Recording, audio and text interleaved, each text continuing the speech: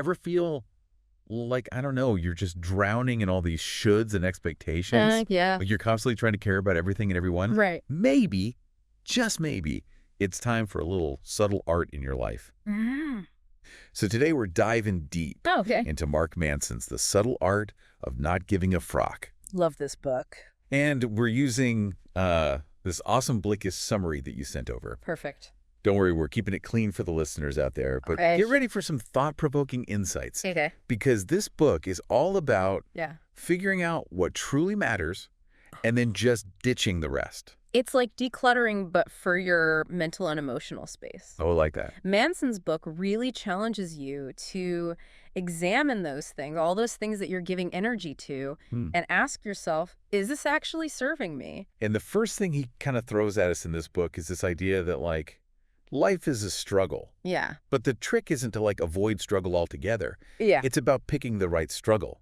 That's where it gets really interesting. Right. He uses this example of his own career path, you know? Okay. He found his passion writing about dating advice. Okay. And yeah, building a blog was tough. It was a struggle. Right. But it was aligned with his interests. So it was a struggle that he actually enjoyed. So it's like, okay, if you're going to be putting in the effort anyway, you might as well be passionate about the goal. Exactly. It's about finding those worthwhile struggle, you know, the battles that really resonate with your values. Yeah. And bring you a sense of fulfillment. That's what makes the difference between feeling drained and feeling energized, you know, even when things are tough. I love that. And there's this part in the book, too, where he contrasts these two musicians. Oh, yeah. So you've got Dave Mustaine, the guitarist from Megadeth, and then you've got Pete Best, who was the drummer who was replaced in the Beatles.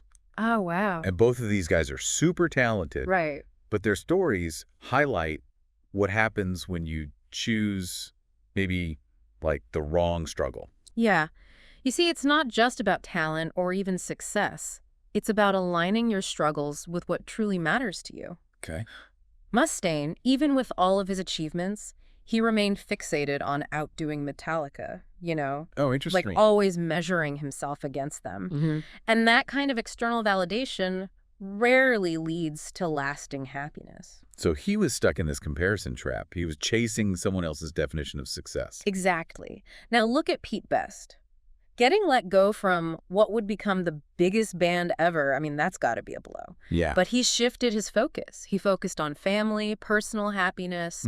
He found fulfillment by kind of detaching his self-worth from external markers of success. You know, the whole taking responsibility thing. Yeah. I struggle with that. Yeah. It's so easy to blame circumstances. Right, it is. How do you actually shift that mindset? Are there any practical tips for our listeners out there?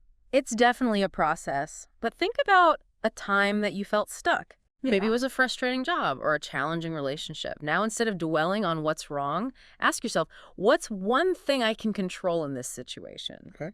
That's where your power lies. So instead of focusing on what's out of our control, we look for that one tiny area where we can make a difference.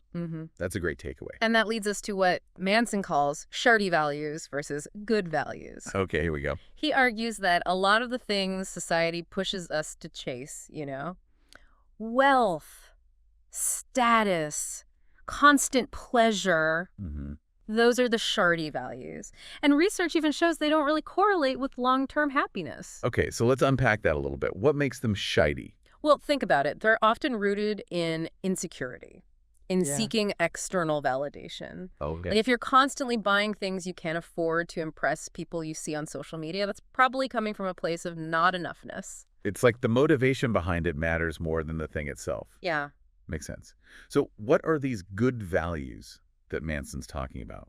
He points to things like honesty, creativity, generosity, humility, values that are grounded in reality, beneficial to society, and within our control. Okay. So it's not just about what we do, it's about why we do it. I like that. It's like aligning our actions with those deeper values. Exactly. And that leads us to this idea of the illusion of identity. Oh, okay. Manson draws from Buddhist philosophy here. The idea that our identities are mental constructs, Okay. not absolute truth. Yeah. We all get caught up in these labels. Right, like job title. Yeah, job title, relationship status, Oh, yeah. even the perfect parent image. Totally. But those are just stories we tell ourselves. Right. So what happens if you let go of that story? Yeah. What new possibilities open up? You're saying we might be limiting ourselves without even realizing it. Exactly. Like if I'm so attached to the label of successful entrepreneur, Right. I might miss out on opportunities that don't fit that image, Exactly. even if they'd make me happier. Precisely. It's not about erasing who you are, Right. but recognizing that you are more than these labels. Yeah. You have the flexibility to evolve and change without feeling like your entire world is collapsing. Okay. So we've got choosing the right struggle, Mm-hmm. embracing good values, Mm-hmm. taking responsibility, Hmm. and now questioning our identities. That's right. Anything else we need to not give a fay about? Oh, this is a good one. Manson says we need to get better at questioning our own rightness. Oh, wow. We all have Yeah. blind spots, right? Yeah. Areas where our beliefs might be flawed, but admitting that we might be wrong, oh, that's tough. So true. We're all kind of wired to defend our viewpoints, even when maybe deep down we're not so sure. Exactly. And it can be detrimental, especially in relationships. Oh, yeah. Remember that example Manson gives about his friend's brother Uh-huh. who couldn't accept his sister's fiancé? He Oh. was so stuck in his own rightness Yeah. that he couldn't see the situation clearly. Yeah. And it caused this huge rift in their family. It seems like sometimes our insistence on being right is actually a defense mechanism, Yeah. protecting us from facing some uncomfortable truths about ourselves. That's a great insight. And it brings up the question, what if we flipped the script? Yeah. Instead of digging in our heels, what if we got curious about why we're so attached to being right in the first place? So it's less about proving ourselves right Right. and more about understanding where those beliefs are coming from Mm, and whether they're actually serving us. exactly. I like that. Any practical tips for, not always needing to be right? Self-reflection is key. Taking the time to really examine our beliefs, our motivations, even our gut reactions. Mm-hmm. Ask yourself, why do I hold this belief so strongly? Yeah. Is it based on facts, or is it more about protecting my ego? It's also about being open to feedback, Right. even when it stings a little bit. Okay. We've covered a lot of ground here. Values, identity, self-reflection. Manson also talks about romantic love, Yeah. right? He does, and it's actually one of the chapters that tends to surprise people the most. Interesting. He dives into the difference between healthy and unhealthy romantic love, and he gets pretty real about it. Yeah. He even compares the initial stages of romantic love to a cocaine high. Ooh, okay. Intense, but ultimately unsustainable. Wow, that's quite an analogy. So what's he saying? Yeah. That we shouldn't fall in love? Not at all. He acknowledges the power of love, but he cautions against romanticizing it Okay. to the point where it becomes an escape from our problems. Right. Or an unhealthy obsession. Okay. So how do we know if we're heading into unhealthy territory? Yeah. What are the red flags? One big one is using the relationship to avoid dealing with personal issues. Oh, okay. It's about seeking validation or distraction rather than genuine connection and mutual support. Right. Like meeting your partner to constantly tell you you're amazing because you don't actually believe it yourself. Yeah. That's not fair to either of you. That makes sense. So it's not about losing yourself in the relationship, Right. but about becoming stronger individuals together. Exactly. And finally, he talks about something we all try to avoid, our own mortality. Okay. Things just got real. Yeah. But it makes sense if we're trying to figure out what matters most in life. Right.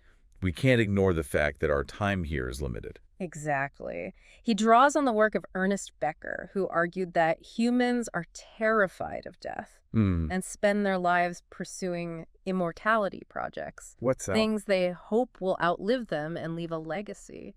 Like achieving fame, Yeah. making a ton of money, building an empire, Yeah. those kinds of things.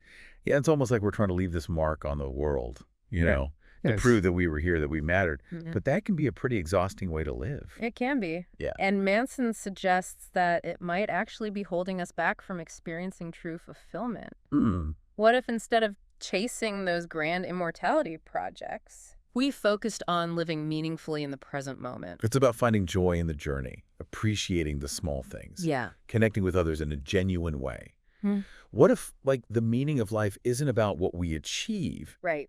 but how we experience it?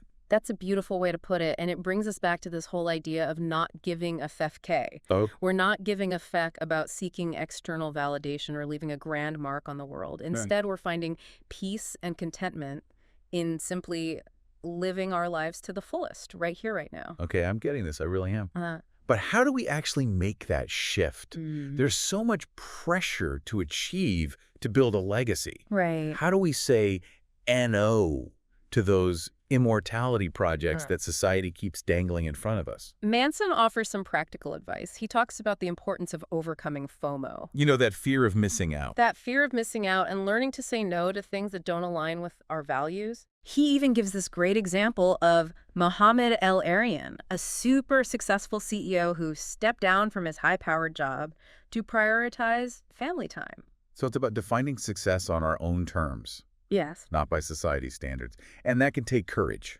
It does. Because sometimes choosing what truly matters means saying no to things that look impressive from the outside. It does take courage, but the rewards can be immeasurable. Yeah. Think about the freedom that comes from letting go of that need to prove yourself. Imagine the energy you'd have if you stopped chasing things that don't truly matter to you. Wow. I'm feeling lighter just thinking about it. So as we kind of wrap up this deep dive into the subtle art of not giving a fifth, Yeah. what is the one thing that really resonated with you from Manson's book? For me, it's that reminder that happiness isn't some distant goal we're striving for. It's a choice we make every single day in the small moments by choosing to focus on what truly matters. Yeah, it's so easy to get caught up in the big picture, the career aspirations, the relationship goals, and we forget to savor those simple pleasures of just being alive. And that's the challenge I want to leave with our listeners today. Yeah. What is one thing you can start giving less of a fleck about today? Ooh. What can you say NO to right now to make room for something more meaningful? What's draining your energy that you can simply let go of? That's almost like a mental decluttering exercise. Yeah. Write it down. Commit to it. See how much lighter you feel. We're not going to become Zen masters overnight. Right. But by shifting our focus, even just a little, we can create a life that's more aligned with what truly matters to us. So to all our amazing listeners out there, if this conversation has sparked your curiosity, we highly recommend checking out The Subtle Art of Not Giving a Fuck for yourselves. Absolutely. And in the meantime, keep asking that powerful question. Yeah. What can you give less of a fuck about today Mm-hmm. to create space for something truly meaningful? That's it. That's a wrap for this deep dive. Until next time, keep exploring, keep questioning, and keep choosing what matters most to you.